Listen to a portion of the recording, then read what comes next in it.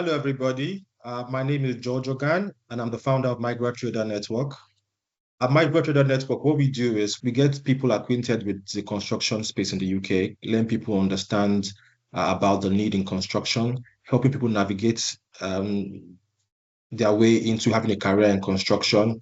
We do this in three ways: through connecting people with opportunities in construction, with on-site experience, job placements, apprenticeships, boot camps, and all. And we also provide connect. We have a three formula framework, which is connect, learn, and work. So we connect migrants and people from diverse backgrounds with opportunities in construction space. We connect them with opportunities to learn and develop themselves, and also at the end goal is to get them into jobs as the end goal of support. We support migrants and people from diverse backgrounds to have a career in construction.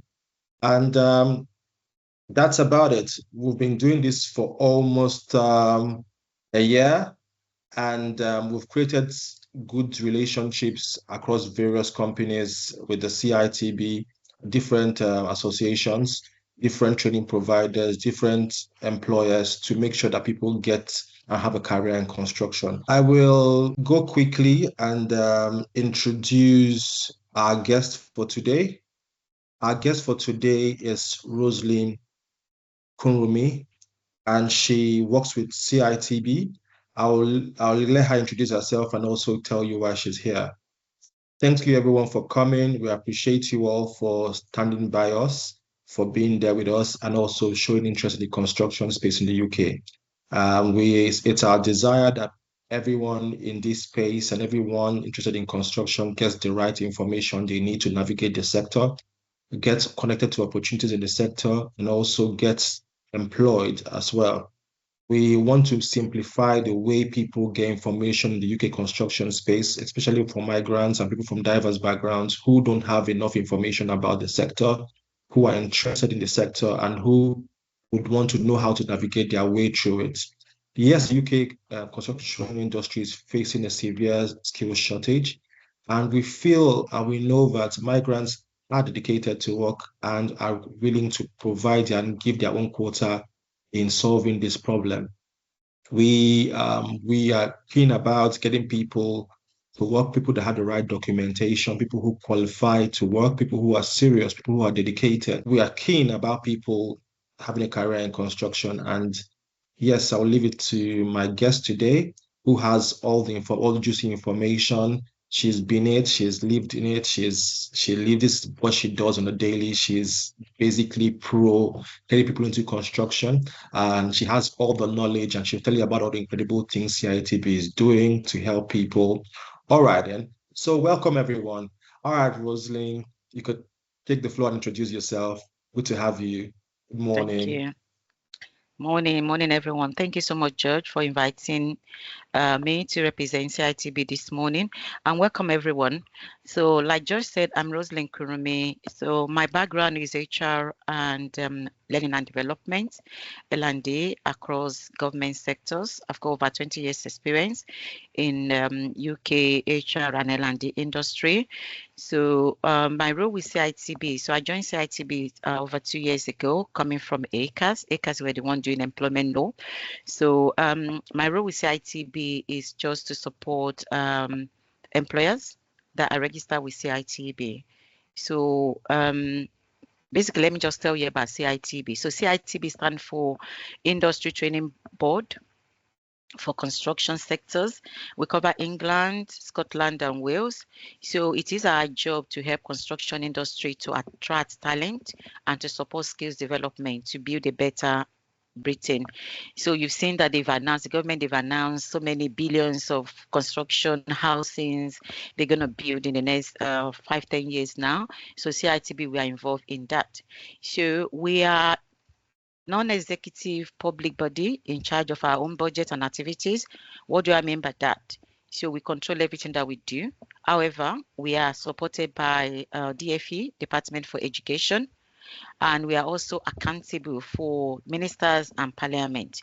So basically, the way we run the board is basically if we have companies that 50% and over of their activities are in construction industry, by law, they're supposed to join CITB and pay a levy depending on their turnover per year.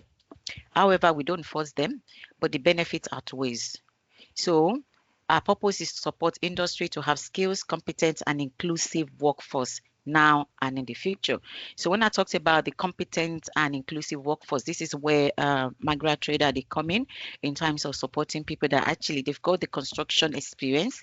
However, in various countries they're coming from, but not the UK sector. As we know, the way health and safety, fire is being done in different parts of the world is different from UK. So, however, if a new talent comes into the UK and they want to join construction industry, they're supposed to abide by the rules and regulations of health and safety. So, and we aim to inform and enable the right people into construction as well, like George said. So we support all our members. Earlier on, I said, if a company's activities is 50% and more, legally, they're supposed to join CITB. So once they are a member of CITB, what they tend to do, they come to us, they register. We have registration team, they will look at the application. If the activities is not 50% or more, the application will be rejected. If it's less than, if it's more, they will be accepted, and then they will categorize them as a member. That membership is in two folds. You can either be a paying member or non-paying member. So what do I mean by that? The non-paying member, they have to declare what they declare to HMRC in terms of their turnover, their staff head count, how many staff that they have. When I talked about how many staff, this does not include contractors. What they're looking for is how many staff and your payroll, PAYE. So how many staff did they pay salary to every month? And in terms of what they actually their profit over the year, and that will help the registration team to actually calculate if they're going to be a paying member or not paying member, regardless of their status, whether paying member or not paying member. They will benefit from the money. We call it grants that CITB will pay into them. However they want to use that money is really up to them. But that is my role to then support them strategically in terms of, okay, you're getting this grant from CITB. How do you use that money? Can you use that money to bring new talent into the organization? Hence the apprenticeship grant. So I cover the whole of London, and I only support our members that wants to actually recruit apprentices, young and old, from the age of 16 and above, into the construction industry. So I will support them to do the job description, support them, link them with colleges that actually they've passed the Ofsted report, that CITB that we work with, to make sure they actually enroll that individual into a college, depending on the qualification. Say, for example, if it's carpentry is 24 months. And it's one day a week. It's a day release that the individual will go to college, because apprenticeship is 20/80. 20% is spent at college, 80% with the employer. So if you know, that means the majority of your time will be spent with your employer. This is to get the knowledge and the skills that you then need. So you then go to college one day a week, and then whatever you've learned, you come back into work to embed that as well, vice versa. But during that time, you'll be expected to be your portfolio, evidence-based portfolio, so that at the end of your apprenticeship, you'll be able to have professional conversation with an assessor that the college have chosen to examine you. Once you pass through that, your employer, what the government is trying to achieve around retainment, it is expected that your employer should keep you into job. And that is where your construction career would then begin. And then you can then go on to do degree apprenticeship. Everything is being paid for between the government and your employer. So yeah, basically that is what I'm just going to say for now to support our members. And then we have a platform called Go Construct. So some of our members, if they come to us and said, oh, Rosaline, I need to recruit somebody to do apprenticeship in carpentry, apprenticeship in painting and decorating, and we have bigger companies that wants to employ somebody to do quantity surveyor. or to be an estimator, which is part of the QS, quantitative surveying. So it could be level 4 and above. So we support them, link them with college and all of that. Look at what they are trying to achieve around their workforce and look at their succession planning. And we then link them up with college and the conversation will continue. So once they've signed an agreement with the college that actually they've got somebody in the right place, or sometimes they don't have somebody, what they tend to do is the college will look at some of the learners that are doing MVQs, or they're doing they're doing diploma level 1, but they're looking for an employer to take them on as an apprentice, because without an employer you cannot be an apprentice, because with the government standard now, it has to be the employer that will enroll you at college, not the previous one that you go and enroll yourself. So because apprenticeship is learn and earn at the same time. Earlier on I said it's 80-20. So 20 at college, 80% with your employer. But your employer, by law, they're not supposed to penalize you. You will be paid 100% of your salary, regardless of because you go to college 1 day a week, because they have to abide by the government funding rules for you to be able to go to college. So some of our employers, if it's not successful for the college or the university to give them a current learner, what we tend to do is we refer them to a platform called Go Construct. They can upload their job description and advertise their roles. So anyone can go Construct and then look at all the live vacancies and then apply. Once you apply, the application goes directly to the employer. So once the employer, they recruit you, they've done through the sifting or the recruitment process, they've enrolled you at college, then this is where I then come in, because they are our members, then they will start drawing from the grant throughout the duration of your apprenticeship. So I'm going to stop from now because there's a lot to take in. Just to ask if you have any questions before I show you the platform of Go Construct. And I can drop the link in the chat as well. Okay, I have somebody called Bukola as well. Hello. Hello. Good morning, everyone. Morning. Thank you so much, Rosaline, for coming up to the platform and elaborating on all this for us.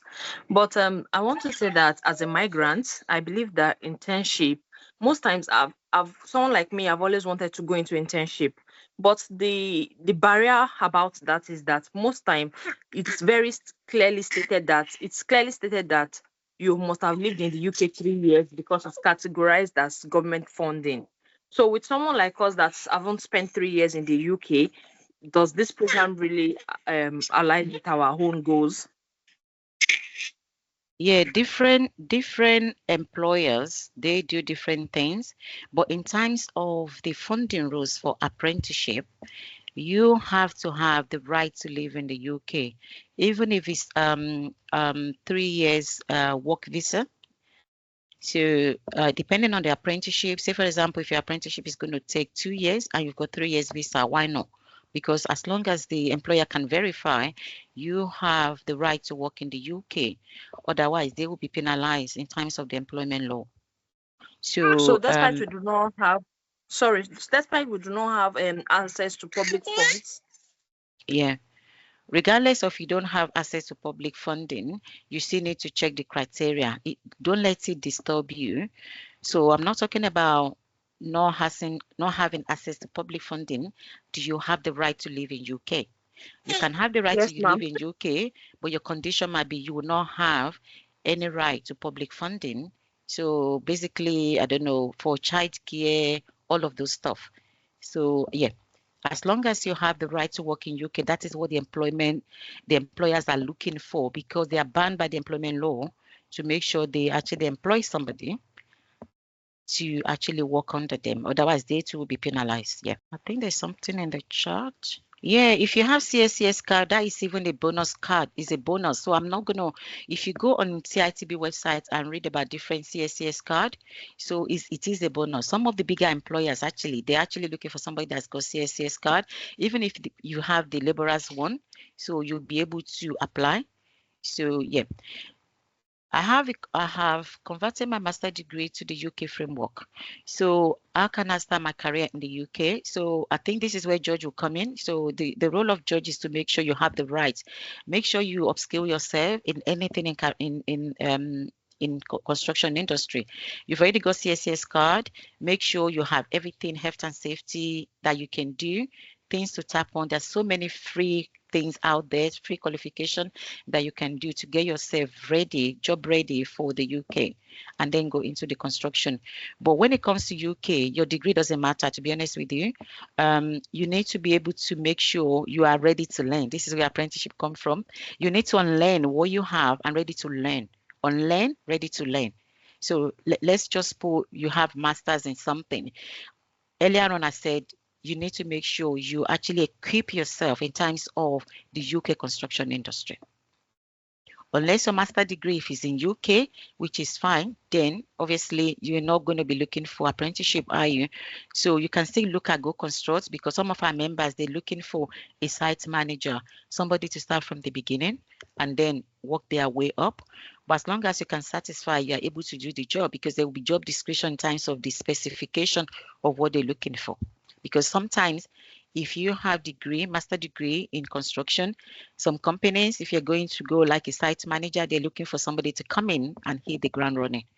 So just make sure you've equipped yourself.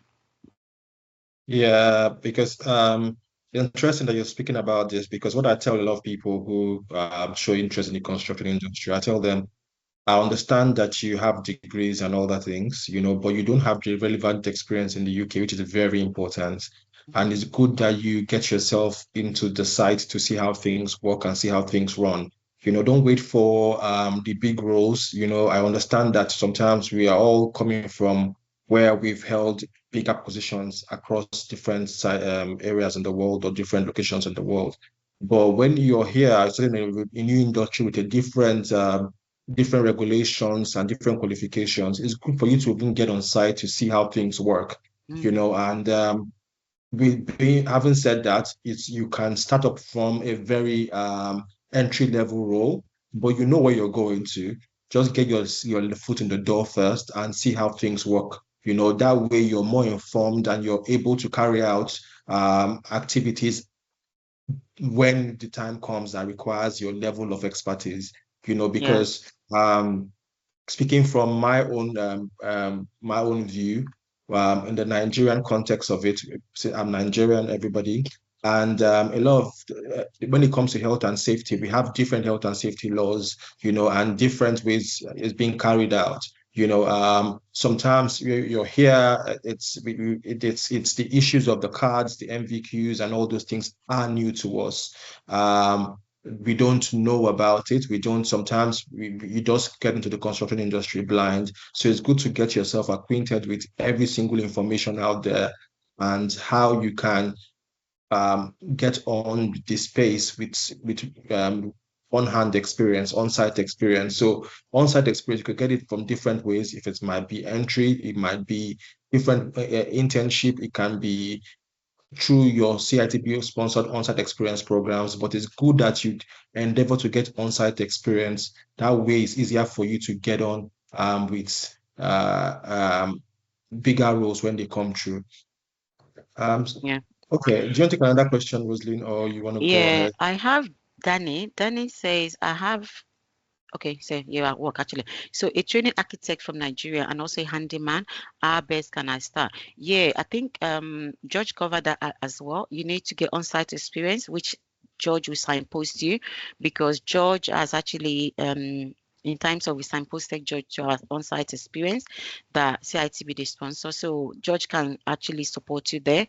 And also if you kind of go on construction industry, just look for work experience. Give yourself out there. I know we need the money, but if you give yourself out there, even if it's 1 day a week, as I want to do work experience, 30 hours, I'm just saying, for example, just to give yourself non-paying. Some companies might be willing to pay your transport fare, but it helps you to see the site, how they manage in terms of their PPE, what they wear and everything, because different countries, they have different rules. So it'd be nice to kind of go on site and see what then happens. Also, we've heard, because George, we've invited you to some of our steering group meetings as well. We've had loads of our employers saying that some of the people that are coming into the industry now, they're actually buying certificate. So I'm just going to encourage you, please, there are so many training centers out there. They will take your money, they will tell you, you don't need to attend this test. They will issue the certificate. But what then happens if you then get a job? That's where you then get stuck. It'll be very difficult because during the interview, they might ask you to explain something. You might cram it, you might know it. But when they then need for you to evidence it, because they might need somebody to hit the ground running. It might be at an entry level, and the individual might be stuck to be able to do that. So I'm just going to encourage you, take time out to do any training, take time out to offer yourself and do work experience. And then the on-site experience is very good. We have so many in London that they are being sponsored by CITB. So George can link you up with that as well. So you'll be able to do that and then get all the experience that you need. And in that work on-site experience, we've got lots of CITB employers as well. They actually go in there and just said, you know what, I need X amount of somebody to come and work for me as a carpenter, as that, or even an architect as well.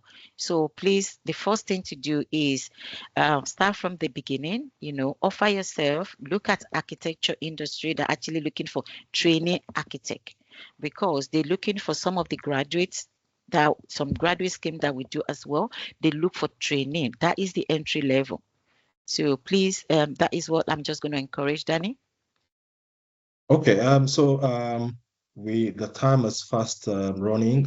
So I'll just go to ask you some questions, so just run through some questions, and we'll come back to the questions from attendees a bit later. Could you run us through some of CITB programs for beginners in construction? Yeah, CITB, we have our own college as well. So, and the thing is, CITB program is a bit dicey in a way. It is not something that individual can do because it's very pricey. So that is why if you have a member of CITB, that actually they can engage with you, they employ you, all these trainings, you get them free of charge. So we have health and safety at work, we have first aid, we have SST. They are very expensive. I'm talking about 4,000 grand. So they are very expensive. So I'm not just going to waste time. So in terms of money, and I think if you're just coming into the industry, you need an employer. If you can get an employer, you get all these things free of charge, because once they put you through that training through a CITB will pay 70% of that training and the employer will pay 30%. I don't know if that answers your question, George. Yes. And also, it would be nice for you to talk about the programs that are in place for the new entrants through partners and all that other training organizations. Yeah, we have apprenticeship that I've mentioned earlier, which is just my remit, and we then have other team. My team, we only do apprenticeships anywhere through CITB. And again, with apprenticeship, again, we have in a construction industry, which is one is in Erith, and the Erith one, they only take 18 and above because there's no accommodation there. There's one in Norfolk, NCC in Norfolk. So again, you cannot get into any of these qualifications or courses without an employer. It is the government funding rules. You need an employer to do apprenticeships. But we then have another team. They actually do all skills and training that you can actually do as well. If you want to pay for it yourself, it is fine. But if you want somebody to pay for you, you either go through the on-site experience or you go through an employer. We have different short duration courses. We have MVQs. We have long duration courses that will lead to a degree as well. So I mentioned SST earlier on, and I mentioned health and safety that you can do. We have fire as well that you can do as well. Fire training, anything to do with construction related qualification that you can do. We have the plant operative. I don't know if there's somebody here. We have NEBOSH. we have IOSH, anything that you want to do. So again, it has to be self-funding, which is very expensive. So the only advice I'm just going to give is if you can get somebody to sponsor you, you can do. We have specific management qualification as well. We start like 1,500. So yeah. Oh, nice. Okay. Thank you. So it's also interesting to know a bit more about the skills shortage, because every time we speak about things like the skills shortage, I know that you are in a better understanding about it because you've been in this industry for a long time. Could you please run us through the skills shortage and how people who have just moved into the UK, people from diverse backgrounds, can also um, add or give in their own quota to solving this problem? Yeah, thank you, George. Um, the UK construction industry is facing significant skills shortage with over as of last week when the government announced the new builds as well, about 140,000 job vacancies. So around the housing and infrastructure projects as well. So, and I think the reason being is difficult for construction industry. We've seen a lot of houses that's been built, years ago, and they're actually collapsing as well. So the construction industries, the employers are being careful in terms of who they actually employed. Earlier on, I mentioned that some of our members during a steering group meeting, they've actually mentioned that they have actually employed somebody because they didn't verify their certificate properly, that actually some of them that they've actually done because they've employed that person, the person cannot even do the job and everything. They then realize that actually the person bought the certificate. So the construction, they are very careful in terms of who they enroll, in terms of making sure people, they have the right skills. And hence the reason why a lot of them, they prefer to recruit an apprentice. If they recruit an apprentice, the person will start from level 2. So they will start building their construction workforce from there, and they then build them and mold them into what they want their company should be, so that when they then bid for all these government new builds and everything, they'll be able to say, you know what, we have the best workforce as well. So hence the reason. So the industry is very, very, they are being careful in terms of who they enroll as well. Even a report from the City and Guild that actually does all the assessments as well.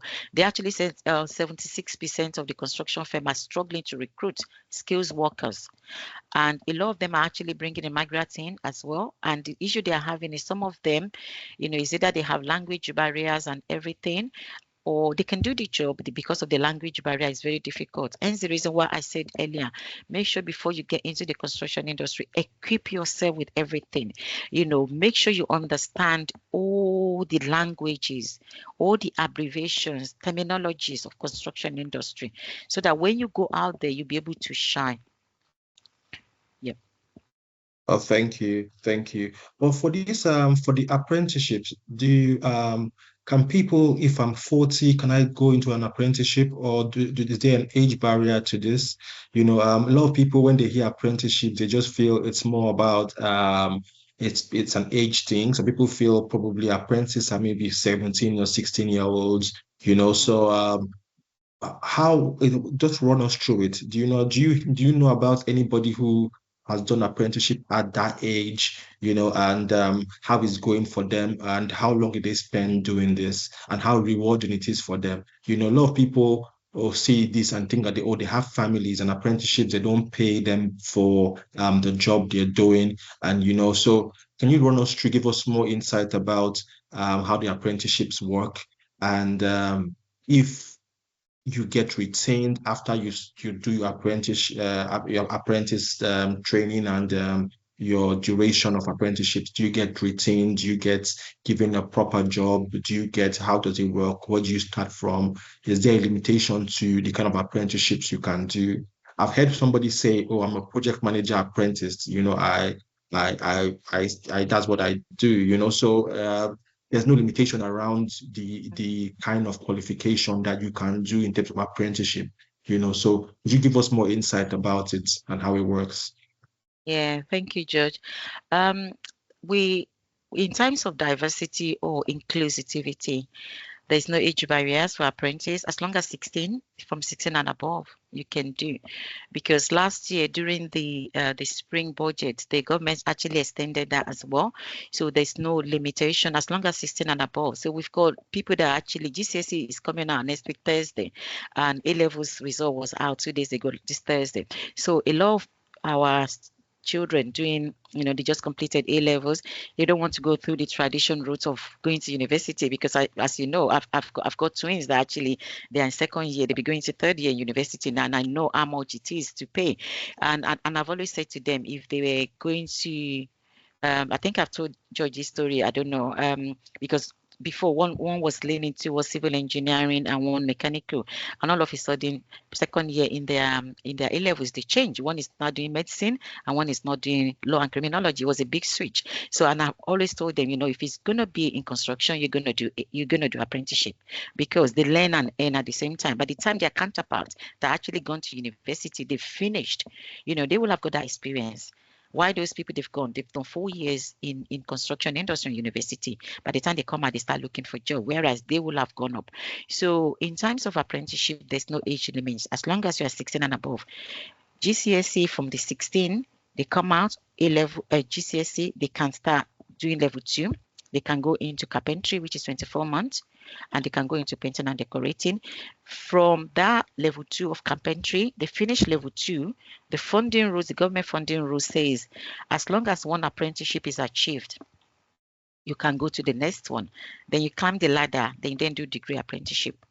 The good thing about the apprenticeship is you don't pay a dime. It is the government that will pay.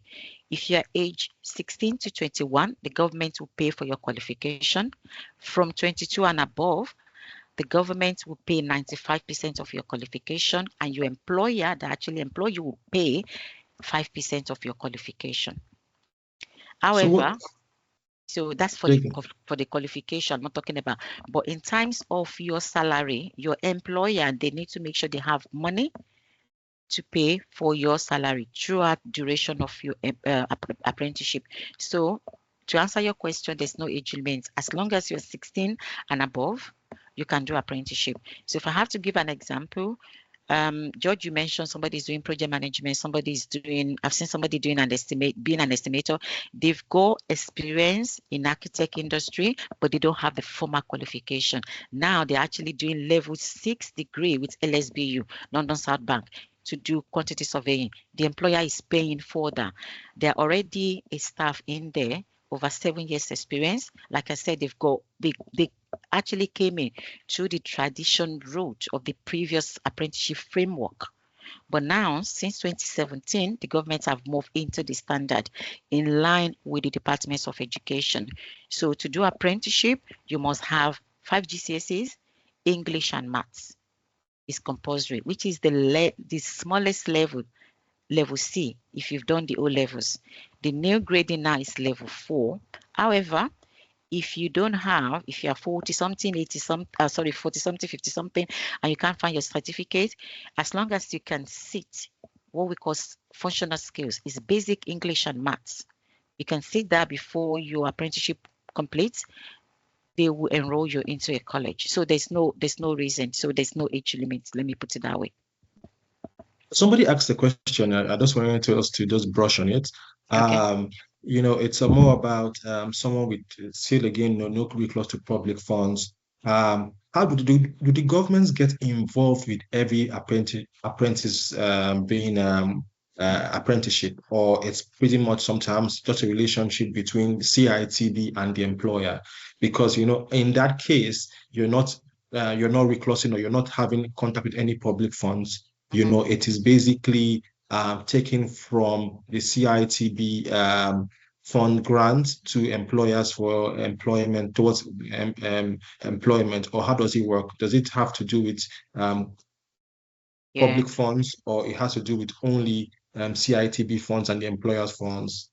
Yeah, thank you. The no recourse to public funding that the government is talking about is actually for you. That is the Home Office rules, right? So I'm talking about the CITB funding rules, which is the grants that we pay our members, is to say thank you for building the construction industry. Thank you for employing somebody to do an apprenticeship program with you. So apprenticeship is the program, apprentice is that individual that does it.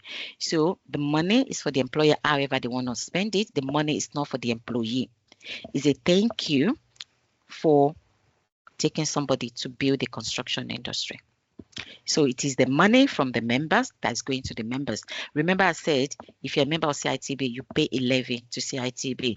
The money doesn't stay with CITB. The money is pumping back into the construction industry. For people that are actually employing somebody to do construction qualification, yes. Yes, so it doesn't have to do anything with the public funding. It doesn't have to do with anything. But if you want to do an apprenticeship, bearing in mind the money is coming from the government, but it's not really from the government per se, because your employer will have been paying into the HMRC money, part of what they declare to HMRC. So what they are actually drawing from that is the qualification.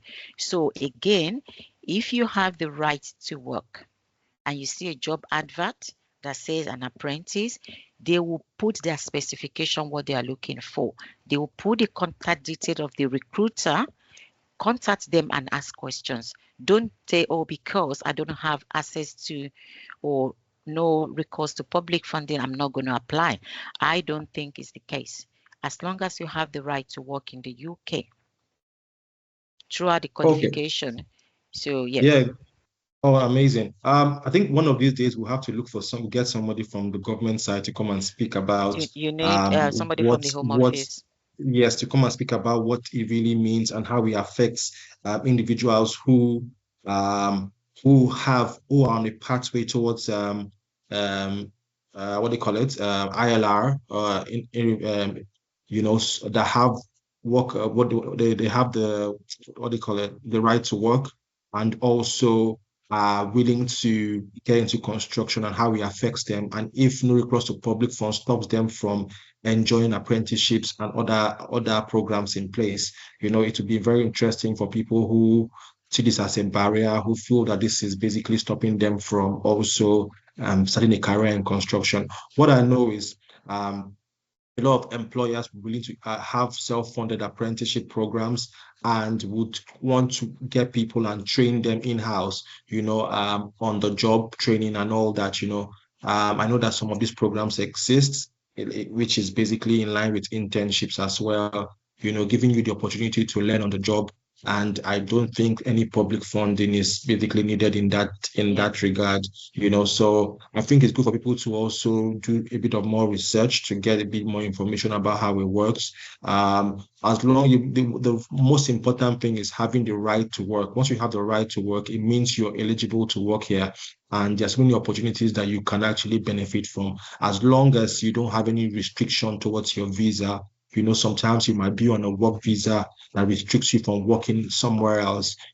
When that is in place, you have to be careful about the kind of opportunities you're looking for, because you're already tied to an employer. And if you're going to get another employer in terms of apprenticeships, your visa stipulates if you're eligible for those kind of roles, or we should also check with the Home Office if you can get on with such programs, so you don't get yourself burnt.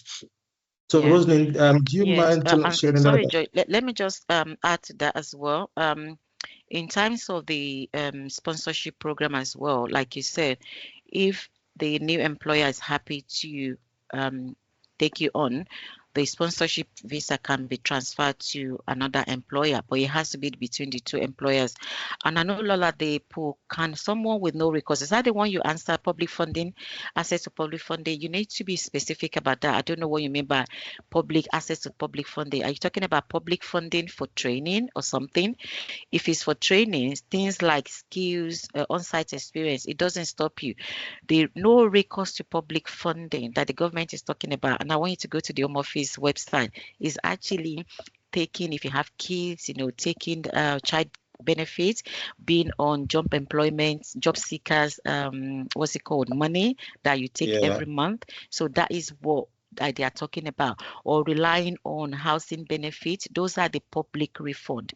So, but anything to do with employment, as long as you have the correct visa for you can work, there is no reason why you cannot. Whatever your employer is offering you, you are, by employment law, is different from home office law. You can enjoy that. Okay, great. Thank you, Rosaline, for taking our time to clarify and speak about this. Do you want to speak about any other things that you want to talk about concerning what CITB is doing, the amazing work CITB is doing for new entrants and other programs in place? Yeah, the amazing work that we're doing for new entrants as well. We work with so many companies, people like Mates in Mind. We know that construction industry, there is a law of mental health. Mental health is very high in construction industry. So with beginning of this year, we actually engage with a company called Mates in Mind to support our members, and also anyone in construction industry to access free learnings and free things around mental health, how to deal with mental health. They will work with that individual, or the companies will register and then making sure. But you can go on websites of Mates in Mind as well to access some of their free resources. But CITB, we're engaging with them. We've engaged with them for 1 year now, so they will support all our members. So for 1 year, after one year we disengage, our members can then subscribe with them. There's so many resources in there that you can actually look at as well. So, and we have Lighthouse as well. So it's actually my team. We deliver mentoring training as well. So which is around what you get from if you actually do an apprenticeship, in terms of skills and behavior that is needed to be an apprentice in the construction industries, and all of that as well. So the new product that we actually launched, which was middle of last month, which actually is Go Construct. I've drawn the link into the chat out there. I can, if you have time, George, maybe for 5 minutes, I'll quickly share my screen for people to go in there and then they can navigate. Yeah, this is the platform that we actually give our members free of charge. You can actually go in, log in, but you get better view if you do it on your laptop rather than on your phone. So what you can do, we have a page for employers, we have page for people looking for construction work as well, whether apprenticeship or just work directly. So there are live vacancies. So where it says search opportunities, so you can actually search. Can you see my screen? So you can filter down by mouse wherever you live. So wherever you live, you can filter down. If you're looking for IT, I'm just saying, if you're looking for, because some of our members, they actually recruit for other qualifications, so they need a marketing people to work for them so they can advertise their roles. If you're looking for health and safety, digital, all sorts that you're looking for here, you can put it in there and just sort it out. So these are all live vacancies here, and it tells you the salary per year. So depends on what you're looking for. You might look at this 15,000 a year. It's not, because it's an apprenticeship. So apprenticeship is just looking for the long term, just looking at the bigger picture. So look at now, and then look at where do you want to go to. As long as you understand your why. If your why is 100%, I want to get into the construction industry, regardless of my qualification, where I am coming from, I want to learn how the UK construction works. Don't look at the salary. I know it's very difficult. Once you prove yourself, the employer will retain you, promotion will start, and you climb the ladder. If your aim is to get into level 6 in construction industries, you can do all of that. So we have loads of construction. These are all live vacancies from our members. So you can go in there, and if you are an employer that you are here, you can create an account, and as an employer as well, you can upload your job description. People will apply. So, but this is an employee one that I've actually put it in there. So the British Army, they are looking for a military engineering and construction, and it is full-time. It's 25k per year, but so many amenities. Just think about that. They will pay for your qualification. They pay for everything. This is just your salary, and you'll be going to college at the same time. So just look at the bigger picture. Sometimes I feel apprenticeship is a better it's a better option to sometimes spending all that money on masters, because I know masters is important, but you have a win-win situation. You're not out there looking for work. You've spent time getting the qualification. You have employment, and you can also, a company who has invested in you is willing to keep you on for a long time, as against just spending money to train you and letting you go, in just a short time. So it's actually a long-term game. And when we speak about having a more financially sustainable career in construction, this is one of the best ways to go about it, because you can have a long-term play around it. Go ahead, please. Yeah, and also if you look at this salary is a minimum. Okay, you can negotiate regardless of your age, as long as they pay minimum wage. I know a lot of people, a lot of our younger ones says, oh, my counterpart, they get, if they work in Amazon, they get £11 or £12 an hour. If I work in McDonald's, I get £10, and I'm doing apprenticeship, I'm going down. So what they've advertised here, because of the employment law, they have to pay at least minimum wage, which is about £8 something. So, but they have a different wage. They pay somebody who is over 18. So if you're 22 and above, you can negotiate your salary, be an apprentice. It is you that you then prove yourself during the interview. Actually, I want to do an apprenticeship. This is what I'm bringing to the table. This is my experience. I think, I'm doing an apprenticeship because I want to learn more, but these are my skills that I can bring into the industry. You then have to prove yourself during the interview. This Jeeps Craft is one of my employers that we're working with as well. This is a recent this dry lining as well. So it's dry lining, but the standard by Department of Education is called System Interior. So if there's anybody here that wants to do anything like plumbing and electrical, something you want to fix, gas and all of that, this qualification, if you click on it, it has hyperlink before. It tells you what qualification you'll be studying. It tells you your job roles and everything, what you'll be doing with a company. Again, if you're interested, click on it and then approach the company. So they've put a salary parameters between 15 to 25K because of the age, because in case they attract somebody with 18 and above, they are flexible to get that as well. So please, I will encourage you to copy the link, because once you come out of this charge, you might lose the link. Copy it and then, and then create an account, put a filter. If a job that you're looking for is not there, put it in there. Should the job become available, what you're looking for, you get a workflow that says, oh, George, there's a job that matches your criteria. Log on and then see what you want to apply. So this is our new product. Thank you so much, Rosaline. Thank you for sharing. I'm sure a lot of people here would benefit grossly from this. So I want to also ask you something which is also dear to us from a Migratrada. I want to ask you how CITB supports people from diverse backgrounds and career changers. Is there any program in place? Is there anything that for people from diverse backgrounds? How do you guys support us? Like I said, we all know we are migrants coming from different parts of the world. Is there anything in place to support us? Is there any way that we can benefit from CITB existing programs? Is there any agency that just speak about it, and I think one or two people can also benefit and also learn a few things about it. CITB, if you read if you listen to my introduction earlier, we're employer focused, we're not individual focused. So it's actually our members' money. So when you look at the consensus, so our employers, like I said, people they have construction industry company, they pay levy to CITB, CITB supports them. So any kind of training that individual wants to assess, it has to go to the employers. However, we support so many companies.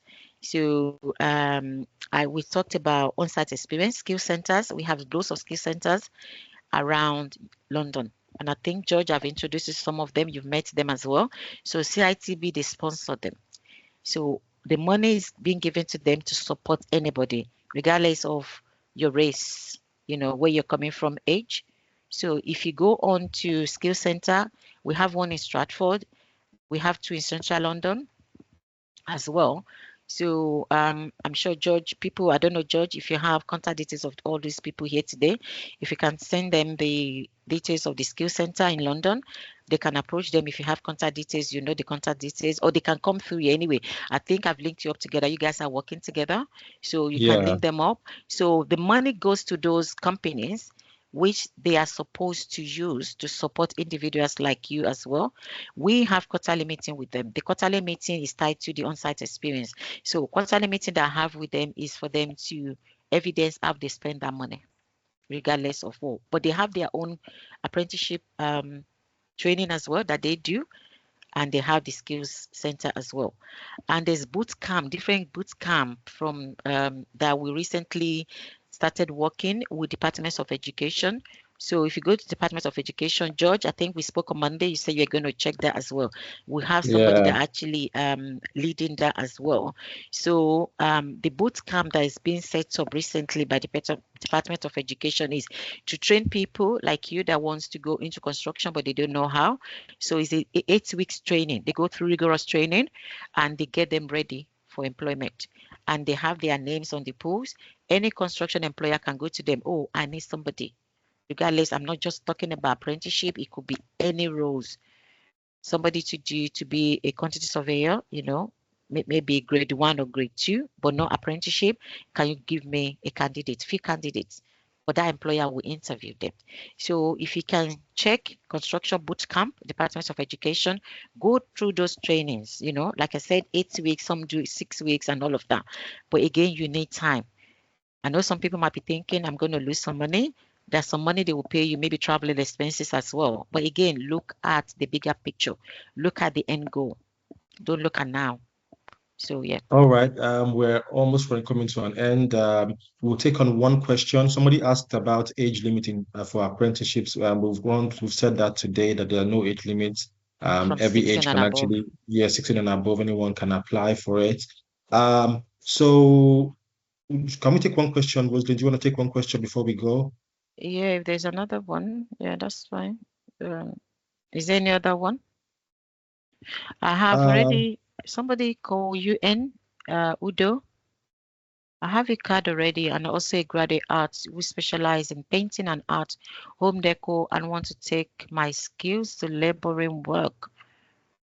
Also got site experience as a laborer. I need permanent role to continue my role in construction. So you're not looking for Udo, you're not looking for an apprenticeship, you're looking for a role.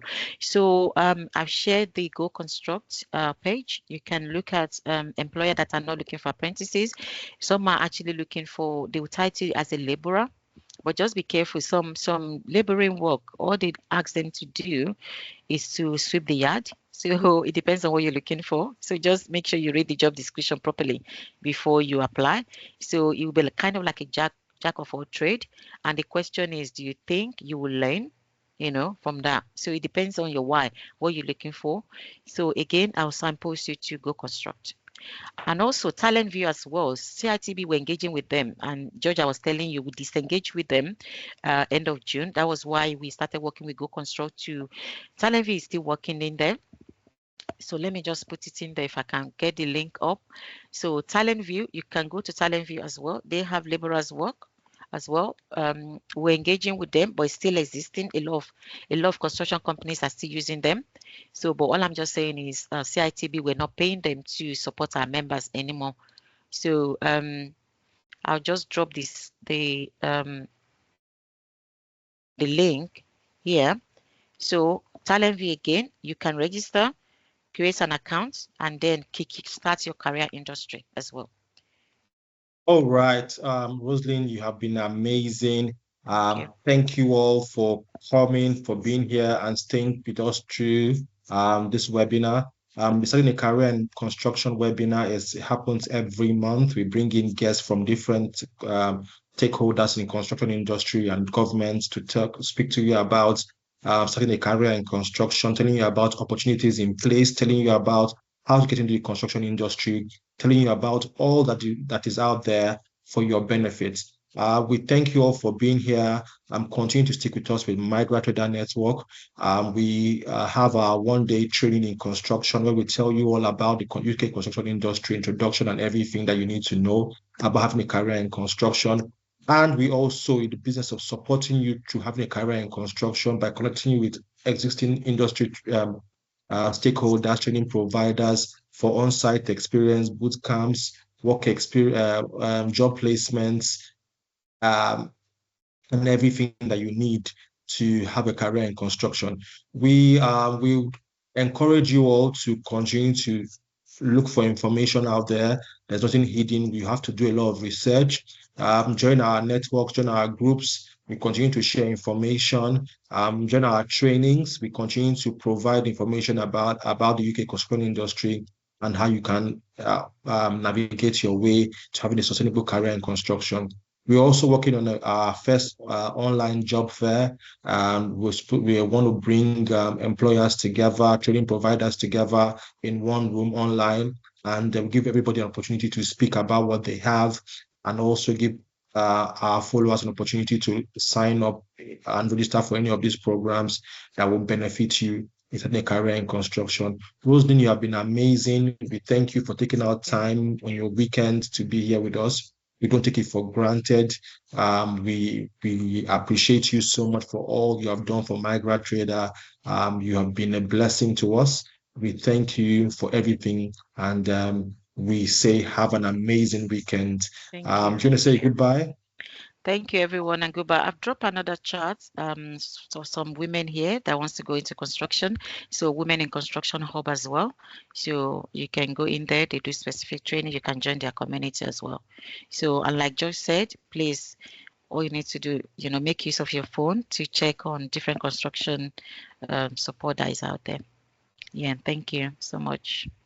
All right, guys. Thank Yeah. you. Thank you for Thank you. participating. We wish you all an amazing weekend. Continue to connect with us on WhatsApp. Our email is there and everything. You all have our contact details on WhatsApp and everything. And I'm looking forward to hearing from you. Have an amazing Thank weekend. you. My name is Thank George you. Ogan. I'm the founder of Migratrada, and I say thank you all for attending. Bye. Bye.